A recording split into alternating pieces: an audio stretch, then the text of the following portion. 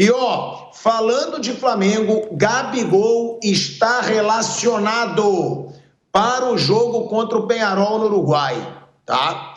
Então, o Gabigol, ele está relacionado para esse jogo, ele vai para a partida contra o Peñarol. É importante a gente deixar isso claro, né, para o torcedor, porque o Gabigol não foi relacionado nos últimos jogos. Eu mesmo disse aqui que era estranha essa situação do Gabigol não estar relacionado. Ah, tem uma fibrose. É mentira. Na minha opinião, mentira. Estava ali afastado, estava ali jogado de lado. E o negócio é o seguinte, eu já falei isso algumas vezes aqui, tá? E eu vou falar de novo dessa situação. Por quê? Porque o Kaique separou um baita dado pra gente aqui sobre Gabigol e Carlinhos. Eu sou sim um crítico do Tite, todo mundo que me acompanha sabe. Eu não gostei do trabalho dele na seleção brasileira, não gosto do trabalho dele no Flamengo. Ah, se ele jogar muito agora no Uruguai e passar, eu vou elogiar. Como eu elogiei contra o Palmeiras no primeiro jogo, quando eu elogiei contra o Bahia no segundo jogo da Copa do Brasil. Eu não sou frouxo, eu não persigo alguém, eu falo o que eu acho. E eu não gosto do trabalho dele nos últimos anos. Agora, para mim, é um absurdo, eu já digo aqui, para mim é patético o Carlinhos ter mais minutos como titular do Flamengo com o Tite do que o Gabigol. O Gabigol está em uma fase, o Gabigol é indisciplinado, o Gabigol tem todos os defeitos dele. Agora, o Carlinhos, que não acerta um domínio, que não acerta uma finalização, que não acerta um pivô, que não acerta uma jogada aérea, ele não acerta nada desde que ele chegou no Flamengo. Querendo ou não, o Gabigol, desde que ele chegou no Flamengo, ele já acertou muito, muito.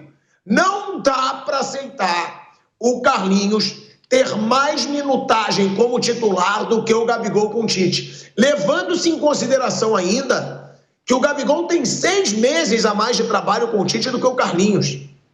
Então, é mais um erro do Tite que tem que ser exposto. Eu tenho os dados aqui. Eu vou abrir a pauta, né, que o Kaique fez pra gente, para trazer essa situação aqui de Carlinhos e Gabigol. Aqui, ó, vou buscar. Algo curioso, tá? É que, aqui, ó, desde a chegada do Tite, em outubro do ano passado, o Gabigol vem sendo uma espécie de 12º jogador. Foi o reserva que mais entrou em 30 dos 66 jogos. Porém, é aí que tá. Na minutagem, o Gabigol é o 19º mais utilizado. E aí a curiosidade é que o Gabigol tem menos minutos como titular do Flamengo do que o Carlinhos. Não dá. Aí não dá. Assim como eu já critiquei muito o Gabigol e sigo criticando, não dá para o Carlinhos ter mais minutos como titular. Mesmo com o Carlinhos tendo realizado o seu primeiro jogo pelo Flamengo em abril desse ano. Enquanto o Gabigol está no time desde o início do trabalho do Tite. O Gabigol tem 271 minutos como titular na era Tite e o Carlinhos tem 412 minutos como titular. O Gabigol pediu essa situação? Pediu. O Gabigol merece ser reserva do Pedro? Merece. O Gabigol talvez mereça ser reserva do Bruno Henrique? Talvez. Porque a fase do Bruno Henrique não é boa? Merece. Agora, reserva do Carlinhos e o Carlinhos ter mais minutagem do que o Gabigol, aí acontece exatamente o que o Viga falou aqui outro dia. O Tite conseguiu tirar de vez a motivação do Gabigol. Ele já é marrento. Ele já estava bravo que não seguiram lá a promessa do contrato dele, que não deveria ter sido seguida mesmo. Já estava desmotivado. Mas aí é o que eu falei nas minhas redes sociais e que eu falo aqui. Se o Tite tivesse tirado totalmente a motivação do Gabigol para fazer esse Flamengo jogar muita bola, palmas pro Tite. Tá bom, tirou o cara, mas conseguiu fazer o coletivo, o grupo, achou alguém que esteja jogando melhor que o Gabigol, mas não. Ele tirou completamente a motivação do principal ídolo do Flamengo, dessa geração, para ser o futebol de bosta que o Flamengo vem mostrando. Então, claro que é questionável. É óbvio que é questionável. Pô, o cara acabou com a motivação do Gabigol. O Gabigol tá louco para ir embora. Isso todo mundo tá percebendo. Eu costumo dizer aqui, porque eu não fico babando o Gabigol, não. Eu critico o Gabigol. O Gabigol, para mim, em muitos jogos, parece que ele tá jogando de sacanagem. Se movimentando errado, correndo errado, marcando errado, se posicionando errado. Parece que ele tá de sacanagem. Agora, o Tite colaborou muito também para isso acontecer. A pergunta que eu faço para vocês, muito torcedor do Flamengo vem falar comigo e diz, cara, esse pode ser o jogo do Gabigol, é a cara dele, é jogo no Uruguai, pressão, torcida adversária, ele decide os jogos grandes do Flamengo. Eu não consigo acreditar que isso vai acontecer. Eu consigo acreditar que ele vai ser melhor que o Carlinhos? Sim. Mas não consigo imaginar aquele Gabigol super decisivo. Talvez a estrela, a bola cai no pé dele ali num momento importante do jogo e ele faça o gol. Mas esse otimismo do torcedor eu acho exagerado. E vocês? O que vocês acham? O Gabigol está sendo relacionado só para ser banco e nem vai jogar? Ou realmente o Tite, num momento que ele está super pressionado, pode falar, eu vou para o meu checkmate, vou botar o Gabigol para ver se a gente se une e ele dá a volta por cima, ou eu tô fora do Flamengo, o Flamengo vai ser eliminado e não tem como eu me sustentar no carro. Bom, falando... O Gabigol ele pode fazer um gol como o Adriano Gabiru fez um gol na final do Mundial. Né? Quem está em campo, entre aspas, corre o risco de fazer um gol. Né? Como qualquer um pode estar lá e fazer um gol. O Carlinhos pode fazer um gol. O Carlinhos pode sobrar uma bola e ele empurrar para o gol, como ele fez contra o Vitória, numa assistência do próprio Gabigol. Mas jogar bem com frequência eu não acredito. E não acho que é justificável. Eu perdi a motivação porque o técnico não gosta de mim. Aí é um problema dele. O jogador tem que jogar, independente se o técnico gosta ou não gosta. E o Gabigol já foi reserva com o Sampaoli e já foi reserva com o Vitor Pereira. O Tite e o Gabigol, eles podem um não confiar no outro, enfim, mas o Gabigol está mal por causa dele. E se o cara faz gol, não tem como o treinador deixá-lo de fora. Inclusive, durante todo o ano de 2021, o Tite convocou o Gabigol o ano inteiro. Levou para a Copa América, ele entrou na final, ele foi titular em alguns jogos. Fez gols, fez gol contra o Peru na Arena Pernambuco, fez gol contra a Venezuela em Brasília na abertura da Copa América de 21. Se o cara tá bem, não tem como. Em 2019 o Tite convocou o Gabigol, ele não convocou entre 17 e 18, entre 16, 17 e 18, uma em 16, depois não, porque o Gabigol estava na Inter de Milão e não jogou nada, estava no Benfica e não jogou nada. Então, nenhum técnico convocaria. O Gabigol ele perdeu espaço, não só com o Tite, pelo desempenho dele. E essa questão do Carlinhos, eu acho que é uma discussão bem exagerada, porque teve um jogo só que o Tite colocou o Carlinhos antes do Gabigol, que foi contra o Vasco. Aí até vocês levantaram esse negócio da minutagem, eu fui ver os jogos que o Carlinhos foi titular. Eu fui pegar aqui.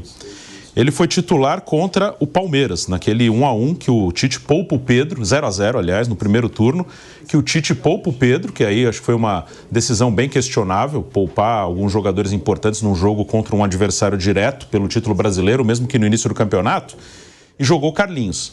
O Gabigol estava suspenso pela questão de não ter cumprido o protocolo lá do doping, depois voltou. Então ele não estava à disposição. Aí o Carlinhos volta a ser titular contra o Atlético Mineiro. Vitória 4-2 em Minas e faz um gol. Gabigol também não estava disponível.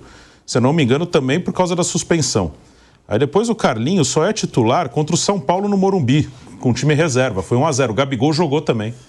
Os dois foram titulares. Aí ele volta a ser titular contra o Botafogo, na derrota por 4-1. No jogo anterior contra o Bolívar, no Maracanã, o Gabigol entra e se machuca. Não estava disponível. O Carlinhos foi titular porque jogou com um time misto e o Gabigol machucou no jogo anterior. Aí ele é titular também, Carlinhos, contra o Bolívar em La Paz. Gabigol seguia machucado porque se machucou no jogo de ida. E agora o Carlinhos, nos outros jogos, não foi. Agora foi titular contra o Grêmio, que o Gabigol também não estava. Então, todos os jogos que o Carlinhos foi titular, o Gabigol não estava. E o único que ele estava, eles jogaram juntos, contra o São Paulo no Morumbi. Então, também o Carlinhos tem mais minutagem como titular, porque o Gabigol tomou suspensão pela questão do exame antidoping, né? Sempre deixando claro, ele não teve doping, né? Ele não testou positivo, foi uma questão do protocolo, né? Sempre bom deixar isso claro. Até acho exagerado uma suspensão por causa disso. Mas todos os jogos que o Carlinhos foi titular, em nenhum deles o Gabigol estava no banco. Né? No único que o Gabigol estava disponível, que o Carlinhos foi titular, foi contra o São Paulo, num jogo em que os dois jogaram. E os dois jogaram muito mal. Claro que o Gabigol é um jogador melhor que o Carlinhos, muito melhor. O Carlinhos eu acho que é um jogador que não tem condição técnica de estar num elenco que briga por títulos aqui no Brasil, nem no Flamengo, nem no Palmeiras, nem no Botafogo. Mas o desempenho do Gabigol hoje não é muito melhor que o do Carlinhos. Eu também, entre os dois, se eu tiver que colocar um em campo, eu coloco o Gabigol mesmo assim. Mas o desempenho não é muito melhor. E o único jogo que o Gabigol entrou depois do Carlinhos foi contra o Vasco. Nos outros que o Carlinhos jogou, o Gabigol até entrou antes, ou o Carlinhos foi titular e o Gabigol não estava nem disponível, ou por suspensão ou por contusão. Olha, eu queria falar um pouquinho sobre isso, lembrando que poucas profissões no mundo oferecem tantas oportunidades de ressurgimento como a profissão de jogador de futebol. O Imperador, por exemplo, o Adriano Imperador, ele teve 1000 chances, né? Até muito engraçado, porque o Vampeta conta uma história aqui, não adianta, até com cachês oferecidos para participar de viagens ou de planos de divulgação, qualquer coisa, ele assume e não aparece. Então, é impressionante. No caso do Gabigol, puxa vida, ele joga no time de maior torcida no Brasil. Recebe, dizem, pela importância dele, um salário respeitável, que às vezes dizem que se aproxima de 2 milhões mensais. Tem um contrato que vai até o final do ano. Quem começou, a meu ver, ele não joga bola há quase 2 anos. 1 ano e meio do nível dele. 1 ano e meio, 2 anos. Não joga bola no nível que se espera do Gabigol. Mas quem começou um processo de esfriamento na relação foi o Gabigol. Enquanto o Bruno falava e o Osmar apresentava, nós estamos ainda mostrando cenas. Agora ele recebe abraços. Sabe de quando é isso? Quando ele conseguiu uma liminar para voltar a jogar futebol. Ele estava suspenso, por isso que foi citado aqui, pelo controle antidopagem, por não ter cumprido regras, né? E aí aquela briga toda e tal, e ele foi premiado com uma liberação para voltar a jogar. Poxa, ele está chegando de volta, olha, já estou com a liminar embaixo do braço, aplaudido por todo o corpo técnico do Flamengo. As imagens estão mostrando tudo isso aí. Ele cumprimentando todo mundo, obrigado, estou de volta, agora vai. Só que ainda hoje ele tem uma liminar que está penduradinha lá, uma hora vai ser julgada. Mas não é isso. Mesmo depois disso, dessa cena bonita poxa, ele voltou, ele começou com flertes com times, entre eles com o Corinthians. Eu lembro bem, dia 2 de janeiro, no primeiro dia, no dia da posse de novo presidente do Corinthians, o presidente do Corinthians falou, agora vamos contratar o Gabigol. E quem estava na primeira fila? O grande Marcos Braz, prestigiando a posse de um dirigente de um clube importante. Então não foi nada de segredo, né? Existia o interesse, aquela coisa, e o flerte. Depois aquela camisa, lembra no apartamento dele, aquela camisa, foi uma banda de pagode que teria revelado a foto, não importa isso. Mais recentemente ele foi lá, no momento que o Palmeiras dizia-se, estava interessado, fazer uma troca de confidências com o Everton no centro de campo e saiu com a camisa do Palmeiras. Quer dizer, alimentando, ele não é nenhum sub-12, ele sabe que tudo isso provoca rumores, imagens, especulações e por aí vai. Ele sabe tudo isso. Outra coisa, várias vezes o corpo técnico do Flamengo, inclusive o Tite, com outras palavras, falaram sobre, digamos assim, a indolência, a falta de aplicação no treinamento. O Gabigol, a gente sabe que tem história, é importante, se ele estivesse focado, ele poderia ser muito útil ao Flamengo. Mas o processo culpado pelo esfriamento, ou a maior parte da culpa, pronto, para não dizer só um bumbum de plantão, é o Gabigol.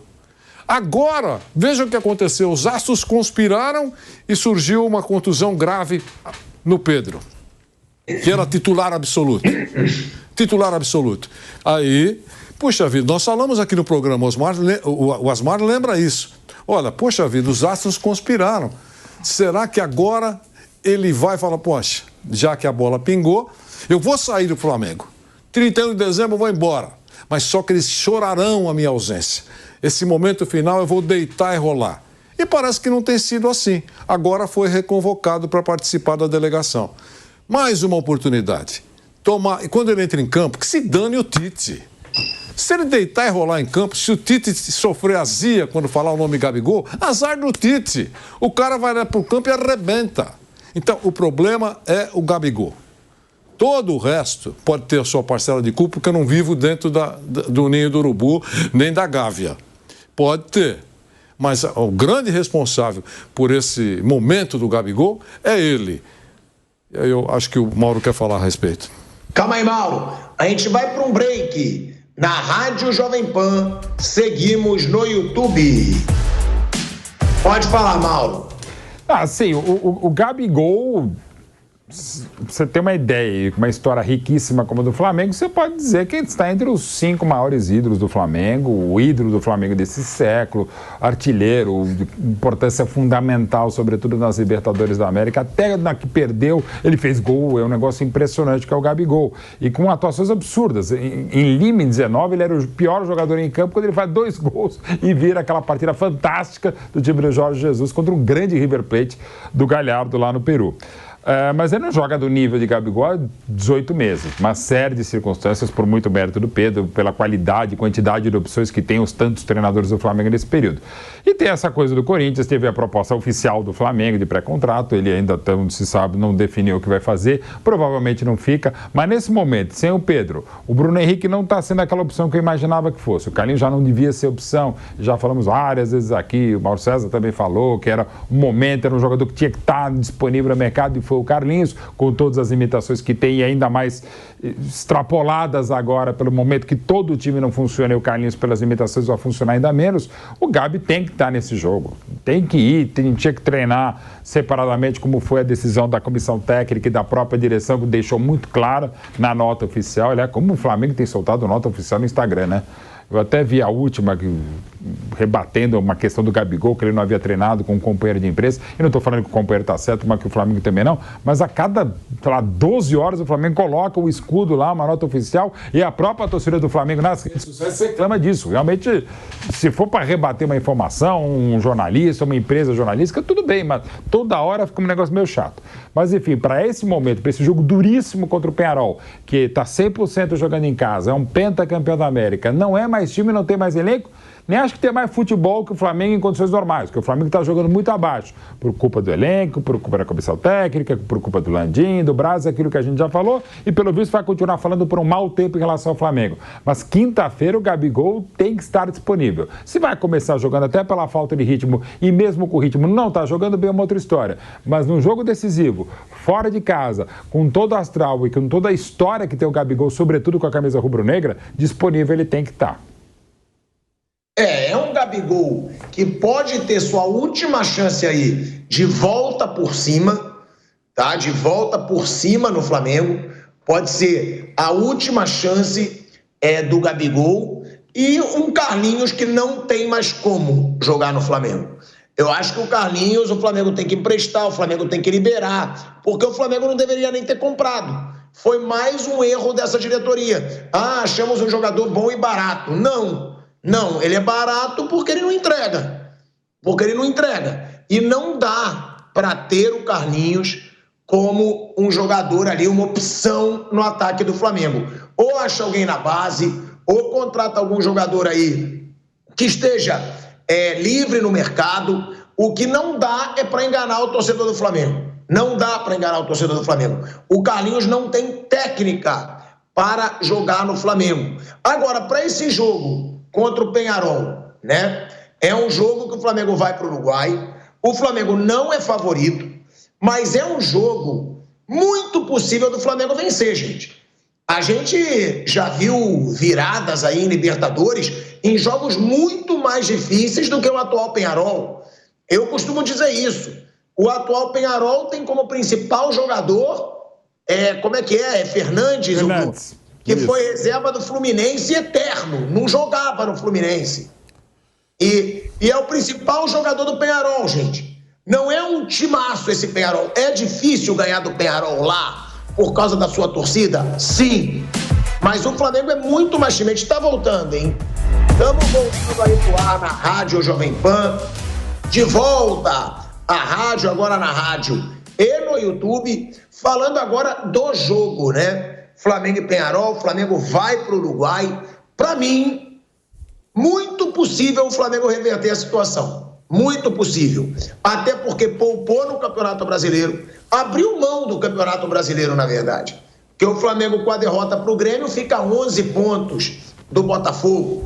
E o Flamengo agora tem aí a Libertadores, né? Como disse o Flávio Prado ontem, que é o grito de todas as torcidas, como obrigação. Precisa passar pelo Peñarol para não ter o risco de ter mais um ano vergonhoso, como foi no ano passado. Agora, é uma situação, né, ô Bruno Prado, que o Flamengo vai precisar jogar bem. Ou seja, poupou no Brasileiro. Não vai ter desculpinha de cansaço. E o Flamengo vai precisar entregar dentro de campo. Porque se não jogar, vai jogar com raça. Dane-se, não só raça. Tem que ter qualidade para reverter esse resultado no Uruguai. Vai ter que jogar bem. O Peñarol passou a ser o favorito no confronto pelo resultado daqui, pelo jogo que foi. O Flamengo jogou muito mal mesmo. Foi um jogo péssimo do Flamengo, principalmente no segundo tempo. O segundo tempo foi assustador. Aí tudo misturado ali, de jogadores apavorados, o Tite começou a mexer, começou a deixar o time com muitos jogadores de frente, sem muita organização. O Flamengo fez um péssimo jogo aqui, né? E o Peñarol venceu o jogo merecidamente e passa até a vantagem, por isso acho que eles têm um favoritismo para passar, mas é claro que o Flamengo tem condição de vencer lá, não é nenhuma coisa absurda se isso acontecer. O Flamengo tem time, tem bola para ganhar lá. Não imagino que vai fazer uma grande partida, mas mesmo assim dá para ganhar lá, dá para ganhar o jogo. O Flamengo tem condição de reverter, vamos ver como o time vai reagir tecnicamente, taticamente eu imagino que vai ser o mesmo time daqui, só com o Léo Ortiz no lugar do Pulgar, e psicologicamente, como vai estar o Flamengo para esse jogo, né? O segundo tempo no Rio, acho que também na parte emocional o time desabou, né? Um time apavorado, acelerando demais as jogadas, errando muito, errando passe, dando contra-ataque. Foi uma atuação terrível do Flamengo. E uma coisa que não é desse jogo, mas é uma coisa do Flamengo que o time, a diretoria, todo mundo, eles têm que refletir bem. O Flamengo, pelo 4º ano seguido, ele não é que ele não vai ganhar o brasileiro, ele não vai brigar pelo título brasileiro. É que o Flamengo ele ganha o brasileiro em 19 com 90 pontos, uma campanha absurda. Em 20 ele faz 19 pontos a menos, faz 71, mas ganha o campeonato com 71 pontos. E aí ele nem briga mais pelo brasileiro. E o Flamengo, pelo dinheiro que tem, pela organização que tem na parte financeira, né, que dá a ele um potencial de investimento enorme, e o elenco que ele consegue formar porque ele tem dinheiro, onde tinha que fazer diferença isso? No campeonato por pontos corridos. Ele tinha que todo ano estar pelo menos entre os 3 primeiros, né? Porque ele tem mais dinheiro. No mata-mata, às vezes você dá sorte e ganha, às vezes você dá azar e perde. O mata-mata, o acaso está mais presente aí. Então, nos pontos corridos, o Flamengo tinha que estar todo ano entre os 3 primeiros. Aí você pega os últimos 4 brasileiros. Em 21, ok, foi vice-campeão. Mas ficou 13 pontos atrás do campeão, que foi o Atlético Mineiro. Ele não chegou a brigar ponto a ponto. Em 22, ele ficou em 5º. Ganhou a Copa do Brasil, a Libertadores, ficou em 5º no Brasileiro. Em 23, ficou em 4º. Se o Botafogo ganha o último jogo dele, o Flamengo ia para pré-Libertadores. E agora está em 4º de novo, já está, acho que são 11 pontos para o líder, provavelmente também não vai nem brigar. Chegou a liderar em alguns momentos, coisa que também não acontecia, né? Isso o Mauro César fala bastante aqui, que o Flamengo nem liderava o brasileiro. Esse ano até liderou, acho que por 10 rodadas. Então, isso é uma coisa que o departamento de futebol do Flamengo tem que refletir, independente da comissão técnica estar ali, provavelmente não será essa comissão técnica ano que vem, será outra. Mas o Flamengo não pode ficar 4 anos sem lutar pelo título brasileiro, que senão tudo que ele fez, todo o poder de investimento, praticamente não vale nada. Porque no mata-mata, até time com menos dinheiro, com menos recursos, pode ganhar. No brasileiro, isso tinha que fazer diferença. E o Flamengo, aí, claro, cada um pode ter a sua opinião, a sua tese. Para mim, ele não consegue jogar o brasileiro como deve porque ele quer abraçar tudo. Ele quer ganhar tudo. O Flamengo ele não pode perder nada. Ele quer abraçar tudo. E aí quem tenta abraçar tudo no calendário que a gente tem aqui não vai... Ou às vezes você pode ganhar uma Copa ou outra, mas no brasileiro você não vai conseguir ganhar sem priorizar, sem conseguir levar o brasileiro a sério, colocando principalmente os mata-matas à frente.